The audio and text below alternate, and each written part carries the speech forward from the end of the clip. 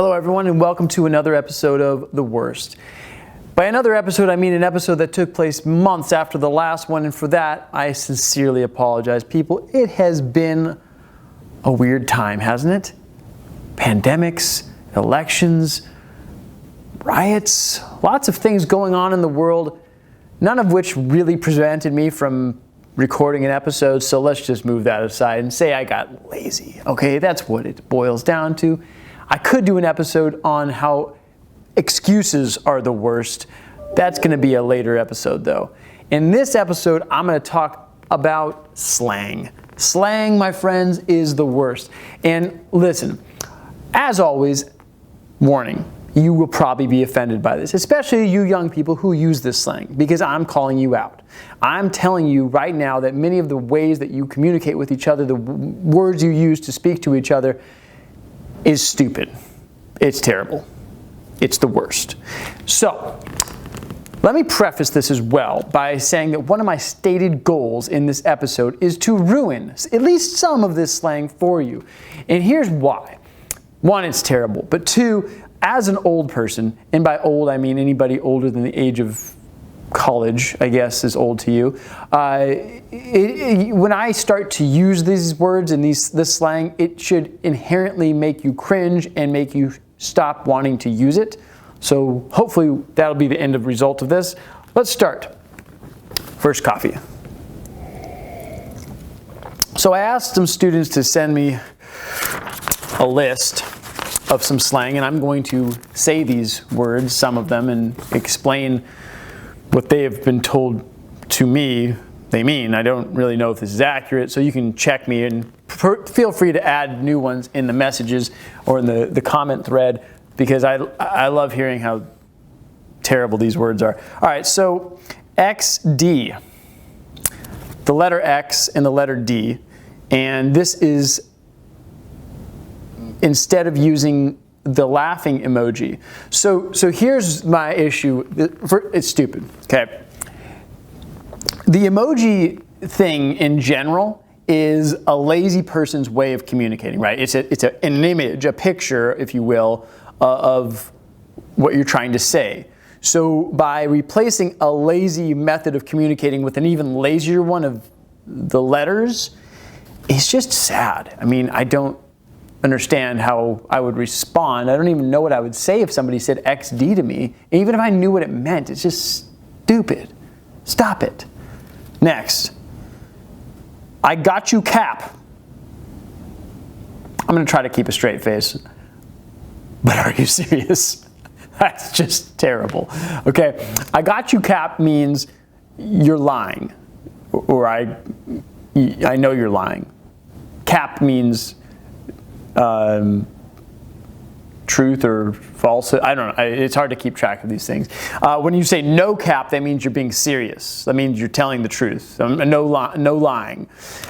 Okay, side note, I gotta hold on a second. Okay, so when you say no cap, you're saying you're not lying. But by like separating that out, it's not unlike somebody else saying like to be honest or honestly or to tell the truth. What you're weirdly doing and unconsciously, this is not what you're intending to do, but what you're doing is you're telling the person that, okay, starting right here after this phrase, no cap, or to be honest, I'm gonna start telling you the truth. Prior to that, I don't know, I might have been lying. I might have been dishonest. That's not what's really happening, but literally that is what you are saying. So I'm just trying to put that in your brain and think about that, my friends, because do you really want your friends and the people you surround yourself with to be dishonest with you? No, you want them to tell the truth all the time. You want to trust them, right? So why are you only sometimes putting in no cap? Okay, why shouldn't everything you say be no cap? It should always be no cap. Also, by saying it multiple times, I feel like I might be ruining it, and hopefully that's what's happened. Trippin'. That's not that new, but that means crazy, apparently. Here's a great one. Pog or poggers. These are in capital letters, by the way. P-O-G is the spelling. It means player of the game.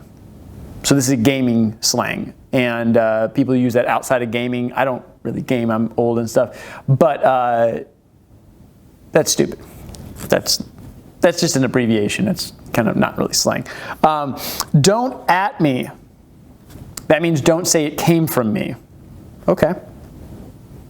Lazy. Most of slang is lazy. It's a way of shortening what you're saying. So that's interesting. Here's another one that's really terrible is sus. Sus. Sus means suspicious or suspect. And those words are hard to pronounce. I get it. So it's important to shorten that. Why? Just why? Why are you so lazy? Stop it. I have an Australian friend who uses that word in a different slang way. In Australian slang, sus means to like investigate. So he said, I'm going to go suss it out. That means I'm going to go, look into this. So I don't know, kind of complicated. I wouldn't use that one. Here's a terrible one, period T. That's emphasis at the end of a statement, period T. No. Fit. That's short for outfit, as in what you are wearing. Here's another one related to that is drip. Okay, the fit one, okay, whatever. By the way, fit in British slang means something else. It means like attractive, appealing, that kind of thing, physically speaking usually. Drip for outfit. I'm going to ruin this hard for you. I'm going to really ruin this for you. Okay, so drip, in my time, and this is decades ago, obviously, because I'm really old, drip was slang for a certain sexually transmitted disease known as gonorrhea. I'll let you think about that for a second. So next time somebody says, I like your drip, you can thank Menenberg for ruining that compliment. Yuck. Fire or lit. That means something is amazing. Lit, by the way, in my day was a drug reference. So whenever I hear students use that, I generally have to report them as a mandatory reporter for using drug references in a classroom. Flex means bragging. That's okay. Why can't you just brag and be like, just say what you're going to say? I got to flex. Goofy. Slay, to do really well at something. That's violent. And I feel like we have enough violence in the world, probably should want to do something else. Here's one that's stupid, is shook. It's kind of the wrong tense of a verb that you're using in a weird way to say that you're shocked or surprised. I got shook. Yeah, I don't know about that one. Stan. That's a fan of something. Fan is actually a shorter word. Why can't you just say that? Okay. Yeet.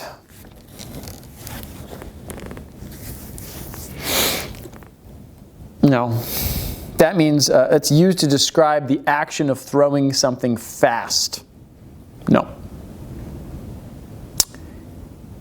Thirsty means desperate. That's just an uncomfortable way of saying something. It's just gross. The imagery, I don't know why, but like for me, like just stop it.